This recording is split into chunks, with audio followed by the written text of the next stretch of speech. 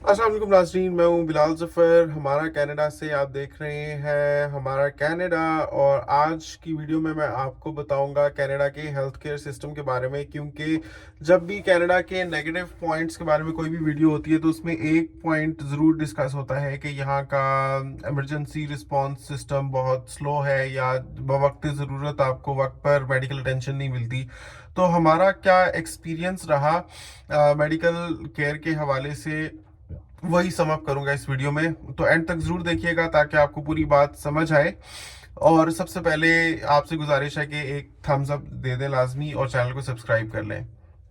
तो हुआ ये कि जीनिया को चोट लगी और अच्छी खासी चोट लगी। प्रैम में मैं लेकर आ रहा था। गलती मेरी ही है कि बेल्ट सही से नहीं मैंने बांधी हुई थी। तो दोनों बच्चियां प्रैम में बैठी हुई थी। अचानक जुहा ने जमीन पर पाँव रख दिया, जिसकी वजह से झटका लगा प्रैम को। झटके से वो रुकी और जीनिया बेल्ट में से निकलकर मुंह के बल नीचे गिरी सड़क पर। ऑब्वियसली खुद को बहुत कोसा मैंने कि मेरी गलती की वजह से ऐसे हुआ, मैंने सही से बेल्ट नहीं बांधी। लेकिन अब तो मैं इंश्योर करता हूँ कि सारे सेफ्टी प्रोटोकॉल्स पूरे हों।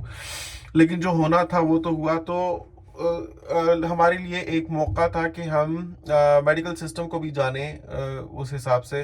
क्योंकि हुआ ये कि जब जीनिया मुंह के बल गिरी तो उसके नाक पर यहाँ पर खराश आई, यहाँ पर खराश आई। और इतना ज़्यादा तो दिख नहीं रहा था। खैर घर के करीब ही, हम मार्केट से आ रहे थे वापस तो घर के करीब ही पहुंच चुके हुए थे। तो हिना ने फौरन से उसको अंदर घर में लाकर उसको अच्छी तरीके से वॉश करवाया।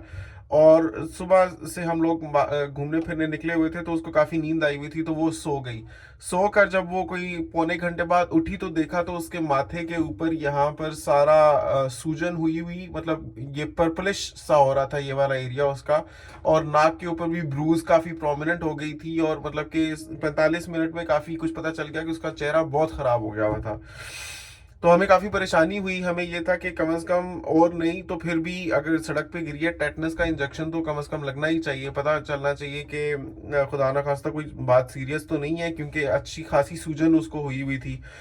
तो अब क्या करें, कहाँ जाएं, किधर से शुरू करें। अच्छा, वो था भी विक्टोरिया डे, छुट्टी थी।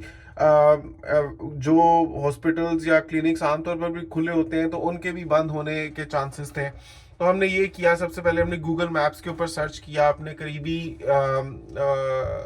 वॉक इन क्लिनिक्स, क्योंकि हमें पता है कि हॉस्पिटल में अगर टाइम लगता भी है तो भी आपके पास हमेशा ऑप्शन होती है वॉक इन क्लिनिक्स की। तो वॉक इन क्लिनिक जो करीब तरीन मिला उसका नंबर हमने लोकेट किया। जब कॉल किया तो हमें पता चला कि वॉक इन क्लिनिक आज बंद है। और टेप ये चल रही थी कि क्योंकि विक्टोरिया डे है तो वॉक इन क्लिनिक बंद है। और अगर इमरजेंसी है तो आप 911 कॉल करें। और अगर इमरजेंसी नहीं है तो फिर आप इसको हॉस्पिटल में लेकर जाएं। तो उससे हमें पता चला कि अब हमें हॉस्पिटल सर्च करना पड़ेगा, क्योंकि इमरजेंसी तो बहरहाल नहीं थी। इमरजेंसी के केस में तो ऑब्वियसली अगर ब्लड निकल रहा हो या बहुत सीरियस फ्रैक्चर हो फिर उसको इमरजेंसी समझा जाता है। तो इमरजेंसी तो बहरहाल नहीं थी, क्योंकि जीनिया को इवन तो उसका मुंह काफ़ी ख़राब हुआ हुआ था, लेकिन बच्ची पुरसकून लग रही थी। लेकिन समटाइम्स ऐसे होता है कि वक्ती तौर पर पुरसकून इंसान लगता है, लेकिन अगर कुरेदा जाए तो अंदर खराशें बल्कि काफ़ी फ्रैक्चर्स आए हुए होते हैं, मतलब इंटरनल इंजरी होती है। हमें वही डर था कि ऐसा कुछ ना हो। तो हमने हॉस्पिटल लोकेट किया अगेन गूगल मैप्स के ऊपर। हॉस्पिटल में कॉल की। वहाँ पर जिस रिसेप्शनिस्ट ने उठाया उसने कहा कि आप लाना चाहते हैं तो हॉस्पिटल ले आए। हॉस्पिटल 24/7 खुला हुआ है, लेकिन ये जहन में रखें कि हो सकता है हॉस्पिटल में आकर आपको 4 से 5 घंटे इंतज़ार करना पड़े। अगर इंतज़ार कर सकते हैं तो ठीक है, आप कर लें। अदरवाइज हम आपको ये सजेस्ट करते हैं कि आप 811 पे कॉल करें और वहाँ पर टेली हेल्थ नर्स होगी, उसको अपने सिम्टम्स बताएं। वो आपको गाइड करेगी कि या करेगा कि आपको हॉस्पिटल आने की भी ज़रूरत है या नहीं। तो 811 is like an instant service जो अगेन 24/7 खुली रहती है। जैसे 911 है वैसे 811 है। तो 811 की सर्विस भी मतलब 24/7 होती है। और वो एक इनिशियल चेक के तौर पर होता है कि आप के साथ जो भी हादसा पेश आया है उसके पेश नज़र आपको मेडिकल अटेंशन की इंस्टेंट ज़रूरत है या नहीं। क्योंकि ऑब्वियसली हम लोग तो हमें तो मेडिकल फील्ड नहीं पड़ी हुई, तो हम नहीं बता सकते कि जो सिम्टम्स हम एक्सपीरियंस कर रहे हैं या देख रहे हैं are they serious enough that they require proper medical attention और नॉट। तो 811 पर कॉल किया। वहाँ पर जो जिसने अटेंड किया उसने कहा कि हम आपको असिस्ट कर सकते हैं, और ना सिर्फ असिस्ट कर सकते हैं बल्कि आपकी मनपसंद लैंग्वेज में आपको असिस्ट कर सकते हैं। तो मैंने चेक करने के लिए ऐसे बिहेव किया कि मुझे इंग्लिश नहीं आती है और मुझे उर्दू तर्जुमान चाहिए। तो उन्होंने विद इन अ मिनट एक उर्दू ट्रांसलेटर अरेंज किया हुआ था फ़ोन के ऊपर, और के साथ हमारी बात करवाई। और मतलब कि वो मुझसे पहले उसने सलाम किया, क्योंकि वो समझ रहा था कि उर्दू अगर डिमांड की गई है तो पाकिस्तानी होगा, शायद मुस्लिम होगा। उसने अस्सलाम वालेकुम करके बात शुरू की और पूछा मुझसे सारा। मैंने उसको बताया कि इस तरह से हम आ रहे थे और मेरी बेटी है, उसको सख्त सख्त चोट लगी है और इस तरह से उसका चेहरा हो रहा है। उसने सारी चीज़ इंग्लिश में ट्रांसलेट करके टेली हेल्थ नर्स को बताई। अच्छा, टेली हेल्थ नर्स जो होता है वो that is nurse, that is not exactly doctor, लेकिन नर्स वो ऐसी होती है कि उसको सिम्टम्स को सुनकर समझ के वो बता सकती है कि whether the case is serious enough और नॉट। तो उसने कहा कि हम आपको कॉल बैक करवाते हैं। मतलब जो पहले रिसेप्शनिस्ट थी, क्योंकि पहले तो रिसेप्शनिस्ट ने कॉल उठाई ना, तो मैं ऐसे प्रिटेंड कर रहा था कि मुझे इंग्लिश आती नहीं है, मुझे उर्दू तर्जुमान चाहिए। तो उर्दू तर्जुमान रिसेप्शनिस्ट को ये बता रहा था कि इस तरह से इनके साथ हुआ है। तो फिर रिसेप्शनिस्ट ने बताया कि इनको ये बताओ कि हम आप की डिटेल्स चाहते हैं, मतलब आपका नंबर हम नोट कर रहे हैं, जो सारा वाकया हुआ उसको हम रिकॉर्ड अगर करना चाहें तो आपकी इजाज़त है, दिस एंड दैट। और ये कहा मुझे कि थोड़ी देर में आपको एक टेली हेल्थ नर्स की कॉल आएगी, आप अपना नंबर हमें बता दें जिस पर आपको कॉल करना है हमने। और तो कुछ ऐसा दिखता होगा नंबर जिससे आपको कॉल आएगी, तो आपने अटेंड करनी है। मैंने कहा ओके, कितने देर में कॉल आ जी? कह रही थी कि वी कैन नॉट से एग्जैक्टली, लेकिन आधे घंटे तक आपको मैक्सिमम आ सकती है। तो वो फ़ोन बंद हुआ तो 2 मिनट के बाद ही हमें कॉल आ गई। और वो कॉल जो थी, अब उसमें जो टेली हेल्थ नर्स थी वो पूछ रही थी कि आपको तर्जमान चाहिए। तो मैंने उसको बता दिया कि एक्चुअली मुझे आती है अंग्रेज़ी। मैं ये चेक करना चाह रहा था कि सम टाइम लेट्स सपोज मेरा कोई फैमिली मेम्बर ऐसा यहाँ पर आता है कि जिसको अंग्रेज़ी नहीं आती, तो अगर उनको कोई मेडिकल अटेंशन की ज़रूरत हो तो क्या वो उर्दू में भी उनको कोई सर्विसेज मिल सकती है कि नहीं। तो इस वजह से सिर्फ मैं वो कर रहा था, अदरवाइज मुझे आती है अंग्रेज़ी। तो मैंने सारा वाकया उसको बयान किया। उसने ईच एंड एवरी डिटेल ली, मतलब कि उसने मुझे कॉल की थी और वो कॉल तकरीबन 40 मिनट की हुई। और उस कॉल में उसने ईचक बीचक जाना कि बच्ची के सर के फ्रंट आप देखें कैसा है, बच्ची की मूवमेंट सही है, जब से उसको चोट लगी है तो तब से वो डिजी तो नहीं फील कर रही, वो अनकॉन्शियस तो नहीं हो गई, और कहीं ऐसे तो बिहेव नहीं कर रही जैसे आप उसकी पर्सनैलिटी जो समझते हैं उसमें कोई डिफरेंस तो आप महसूस नहीं कर रहे। मतलब she was trying to make sure कि कोई इंटरनल ब्रेन इंजरी तो नहीं हो गई या कुछ ऐसा तो नहीं हो गया। और फिर वो कह रही थी कि इंजरी कैसी है, नाक के किस हिस्से पे लगी, सर के माथे के कितना एरिया अफेक्टेड है, खून कितना निकला क्या नहीं निकला, आपने इंस्टेंटली उसके लिए क्या किया, पानी से खाली धोया या साबुन भी लगाया, और कोई डर्ट तो नहीं था जख्म में। She was trying to make sure कि कोई जर्म्स तो नहीं चले गए एंड ऑल दैट। मतलब कि हमें भी समझ आ गई, मैं ही उससे बात कर रहा था, मुझे समझ आ गई कि माशाल्लाह इसने पूरी ईचक बीचक डिटेल ली है। और इवन दो उसने जीनिया को देखा भी नहीं है, लेकिन जितने इसने क्वेश्चंस पूछे इसको ईचक बीचक समझ आ गई होगी। मैं वैसे ये चाह रहा था कि अगर वीडियो कॉल पर ही वो देख लेती एक बार जीनिया को, लेकिन वो कह रही थी कि अभी तक ये सर्विस ऑफिशियली हमने ओपन नहीं की कि हम वीडियो कॉल पर किसी पेशेंट को देख सकें। तो इस वजह से for the sake of record हम सिर्फ आपसे फ़ोन पर ही पूछेंगे। पर इतने अच्छे तरीके से वो सारे क्वेश्चंस कवर हो गए, मैंने ऐसे डिस्क्राइब कर दिया कि मुझे लगता है कि it was almost the same as actually getting to see her. तो जब उसको सारी चीज़ें समझ आ गई तो फिर उसने बताया कि ऐसी कोई सीरियस बात मुझे मालूम नहीं हो रही, लेकिन ये है कि एक दिन आप इसको मॉनिटर करें अच्छे तरीके से। अगर आपको कोई सिम्टम्स लगते हैं तो आप या तो हमें उस वक्त कॉल कर सकते हैं फ़ौरन से, या फिर आप सीधा हॉस्पिटल जा सकते हैं, आपके पास ये ऑप्शन है। जहाँ तक रही बात टेटनस के इंजेक्शन की, तो उसने पूछा हमसे कि ये कितने साल की है। मैंने बताया कि कितने साल की है, और तो वो उसने कहा कि जो शुरू का साल होता है इसमें जो हिफाजती इंजेक्शंस लगते हैं वर्ल्ड हेल्थ ऑर्गेनाइजेशन के डायरेक्शंस के अंडर, या जो भी पूरी दुनिया में किसी भी मुल्क में जो हिफाजती टीके लगते हैं, उसमें अगर एक दफ़ा भी गुज़िश्ता 5 साल की हिस्ट्री में अगर टेटनस का इंजेक्शन लगा हुआ है तो फिर आपको दोबारा से नया लगवाने की ज़रूरत नहीं है अगर आपको चोट लगी भी है तो, बिकॉज वो जो पहले इंजेक्शन लगा हुआ है दैट वुड सफाइस। ये है वो बात है जो मुझे समझ आई है। आप अपनी रिसर्च मजीद कर लीजिएगा, मजीद अगर आपको करनी है। लेकिन what I understood from her, अपनी नाके शकल की बुनियाद पर, वॉज दैट के अगर गुज़िश्ता 5 साल के अरसे में टेटनस का इंजेक्शन लगा हुआ है तो फिर आपको मजीद लगाने की ज़रूरत नहीं है।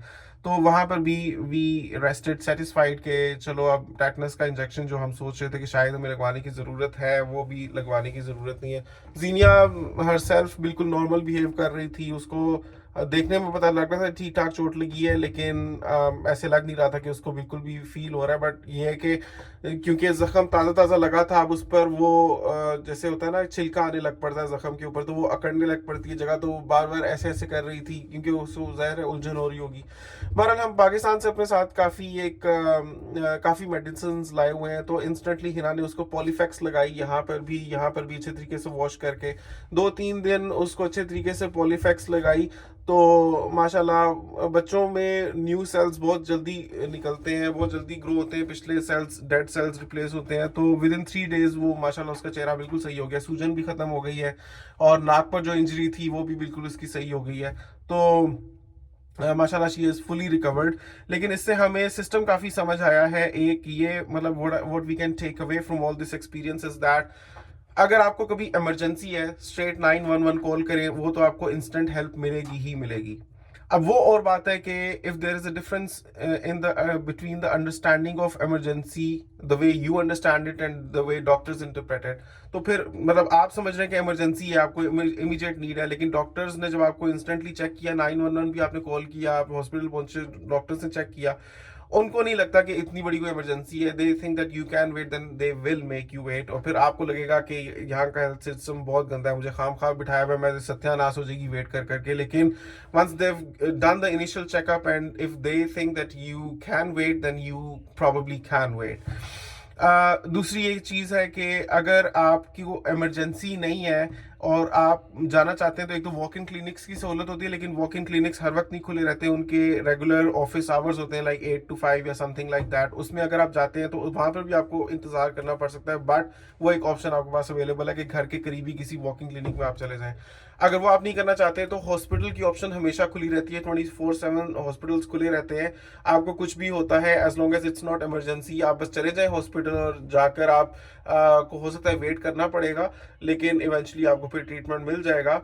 And the best of all is के हॉस्पिटल या वॉक इन क्लिनिक्स में भी जाने से पहले 811 को डायल कर लें। मतलब जिस एरिया में हम रहते हैं वहाँ पर तो 811 का है। I am not sure if this service exist all over Canada, you will have to check it out for yourself. लेकिन 811 पर कॉल करें तो वहां पर जो टेली हेल्थ नर्स है वो आपसे सारे सिस्टम्स और सारी ईचक बीचक डिटेल पूछ के आपको बता देगी whether you need to visit some doctor और नॉट, या आप इनिशियली अपने लेवल पर क्या फर्स्ट एड कर सकते हैं या क्या हिफाजती तदाबीर कर सकते हैं कि आप उस सिचुएशन को कंट्रोल कर सकें। तो ओवरऑल जो मेरे रिव्यू है या रिमार्क्स हैं कनाडा के हेल्थ केयर सिस्टम के बारे में, इस छोटे से वाकये के बेस पर मैं समझता हूँ कि काफ़ी मुनज़्ज़म है, काफ़ी वेल स्ट्रक्चर्ड है। यस, यहाँ पर ये है कि जैसे अमीर होते हैं लोग, उनके पास पैसा होता है, तो उनको आदत पड़ी होती है कि वो बिल्कुल वेट नहीं करना चाहते।